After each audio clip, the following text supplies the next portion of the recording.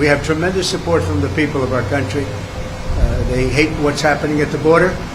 They hate what's happening just generally. We're not a respected country anymore. We're laughed at all over the world. They're laughing at us. And they hate what's happening. They hate seeing it. They love our country. They want it to come back.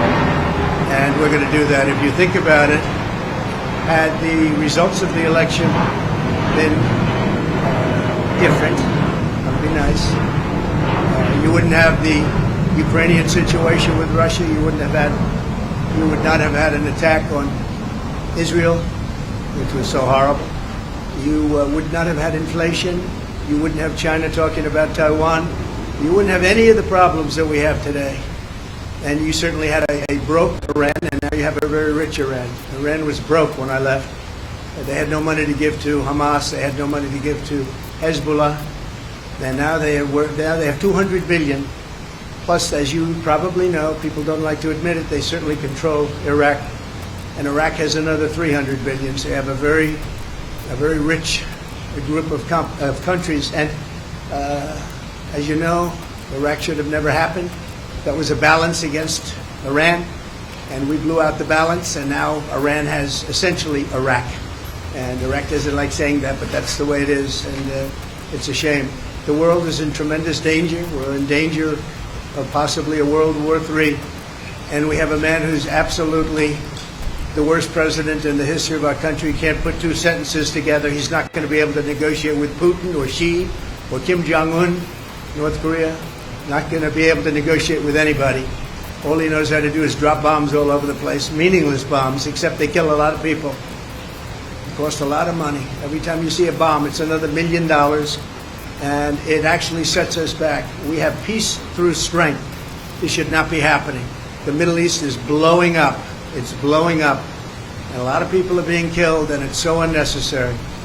So I just say that in watching the Supreme Court today, I thought it's a very beautiful process. I hope that democracy in this country will continue,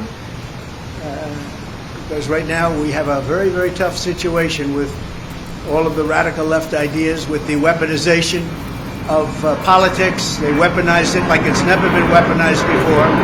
It's totally illegal, but they do it anyway, and it has to stop. Every one of the court cases that I'm involved, every single one, civil, whether it's the attorney generals or the district attorneys. You look at Fani in Georgia. They had many meetings with the White House and with the DOJ. They went there, 8-hour meetings. That was all staged. That was a phony hoax. And now you look at it, and it is a phony hoax. And hopefully that case will be dismissed in short order. It's a disgrace to this country. But they work together with the Justice Department and the White House, and not supposed to do that. Every one of these cases you see comes out of the White House. It comes out of Biden. It's election interference, and it's really very sad. I thought the presentation today was a very good one. I think it was well received. I hope it was well received. You have millions of people that are out there wanting to vote, and they happen to want to vote for me or the Republican Party, or whatever you want to, however you want to phrase it. But I'm the one running, and we are leading in every poll. We're leading in the local polls, in the state polls, and we're leading in the swing state polls, and we're leading very big in the national polls. So it's been a very great honor. We love the country. I think the reason we have such big leads, frankly, is that they loved 4 years of us compared to the 3 years plus, the 3 years that they've gone with Biden, where you have open borders, you have crime. Nobody's ever seen crime like this, what's happening. And now the crime is being committed, much of it by the migrants that have come in illegally to our country. I was wondering about that. I said, a lot of these people come out of jails, they come out of mental institutions, they come out of places that you don't want to know about. We don't even know where they come from. We don't know who they are, where they are.